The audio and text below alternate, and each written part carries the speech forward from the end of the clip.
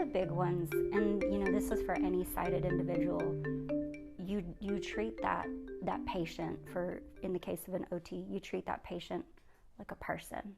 I have a lot of clients who will share with me how when they go out and about with their family, they kind of get ignored. They get treated like a second-class citizen just because they can't see.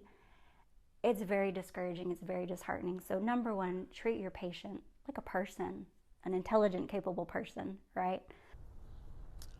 Well, the advice I would give them working with someone that's blind is to treat them normal, not like a handicap. Blind people are very independent people, for the most part of it. We need assistance here and there, but for the most part of it, we're very independent and strong-minded people. So my advice is just treat them as normal as possible. I think just caring for people and listening to their needs, and then being supportive in any way possible. I don't know, I think just listen to a person and find out what makes them happy and what you can do to help them to live a better life. I mean, so many people want to just give up, but I'm not one of those.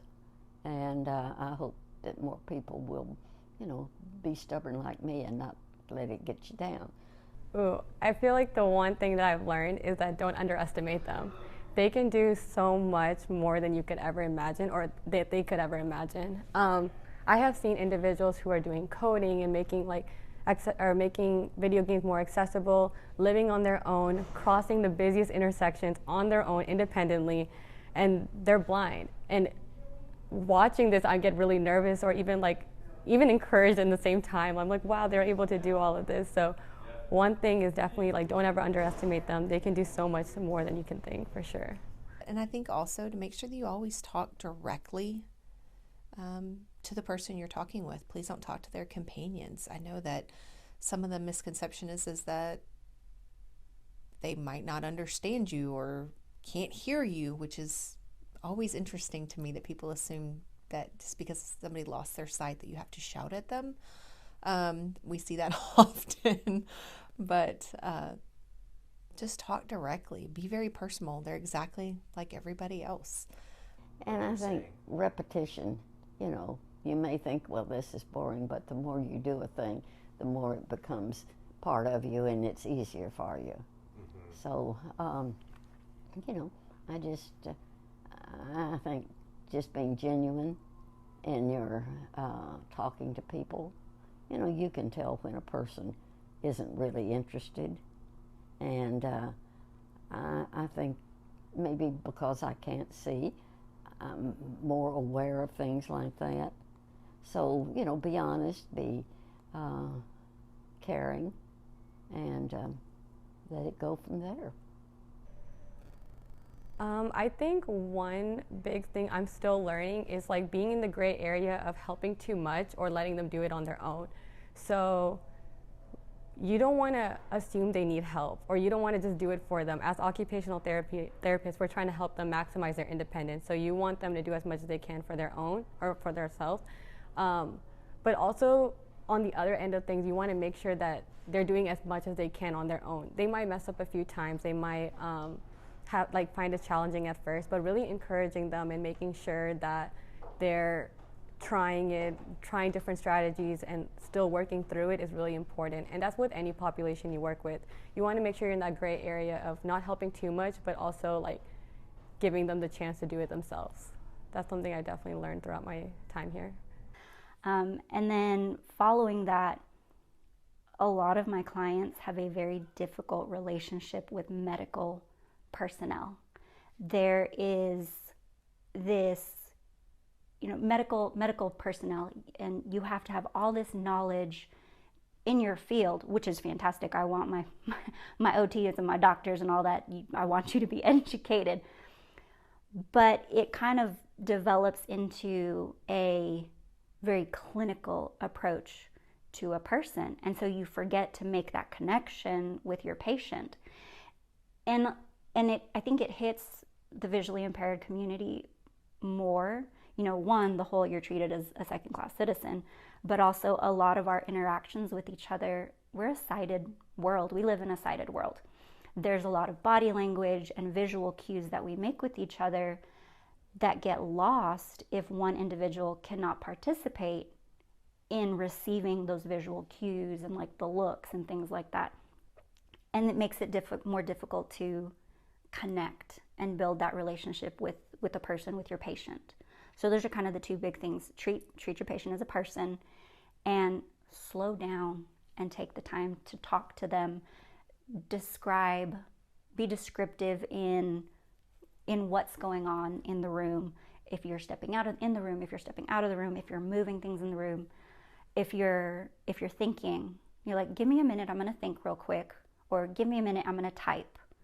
Whereas typically, like, I go to my eye doctors and, you know, how's it going, da-da-da, and we've made eye contact while I'm talking to him, and then he'll turn around and type. Well, I can see him and I understand that he's turned to type and make notes. If I couldn't see him, all of a sudden my doctor's just gone quiet. Well, why has my doctor gone quiet? Is something wrong? Did I say something wrong? And so that kind of starts circling in your head. So just engage. You have to make more effort to engage with your patient if they have a visual impairment. I feel like I learned two things during my time here. One is like looking at the environment. So whenever you look at the environment, people with low vision, you're looking at lighting, you're looking at contrast, you're looking at different colors, you're looking at safety. It gives us like a new perspective on what to look for in their environment to make sure that they're able to do as much as they can on their own, and as well as like promote their safety and make sure that they're not going to fall. A second thing that I've also noticed is the financial aspect of things. So with technology, there's all these technologies out there for individuals with low vision, but they can also range to hundreds of dollars, thousands of dollars. And so which are great, technology is great, but not everyone can afford it. So looking at like low tech devices, or adaptive aids like bump dots, or just using different contrast to help make sure that they're safe makes the biggest difference in people's lives. For my capstone project, I've been focusing more on social participation and leisure engagement. So I kind of looked at what they like to do for fun. So like arts and craft, gardening, trivia questions, exercising. So I like made it more like accessible for them. So I use audio descriptions. I use a lot of tactile type of designs whenever I did the arts and crafts project. So it was more of like making sure that they're able to participate and kind of have that same feeling they had whenever they did it before. So those are the kind of adaptations I did throughout my capstone. There was like a workshop, Project Believe. We had them, they came in for a whole week. They didn't go back home. It was 1 week long. And going in, everyone was a little nervous. Staff and students for sure were all kind of hesitant what was going to happen. But throughout the week, you can see the bonding experience that everybody had as like entire like workshop group.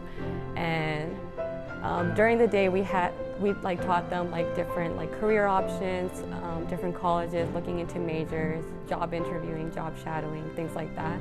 And then in the evening, we would do those activities, so like rock climbing, axe throwing, and that was definitely like a moment I'll never forget, watching the kids play or engage in those different activities. Like when you first think, oh, a kid who can't see is throwing an axe, you kind of get scared and hesitant at first, but then you see them do it and they hit the axe on the target, which if you ever done axe throwing, you realize how hard that is itself, and they're able to do that. And few had bullseye. And then even rock climbing, they made it to the top, and they were encouraging me to do it, and I was doing terrible. They were like, come on, Tina, you can do it yourself. And I was like, no, I'll watch you guys, I'll cheer you guys down, cheer you guys on. But it was like such an experience, watching them do more than you can imagine. And seeing them participate in these type of activities, you're like, whoa, like they can do it. And seeing them actually achieve these goals and being able to do what other kids do, it's just a different type of happiness and a different type of like feeling, because it's like, they're just like any other kid. They want to have fun. They want to do these things that every other kid wants to do. So it's like very inspiring, and like you realize how much, like, don't have boundaries, like don't have like these stereotypes, because we're here breaking stereotypes every day, learning that what they can do and seeing that they're able to achieve it.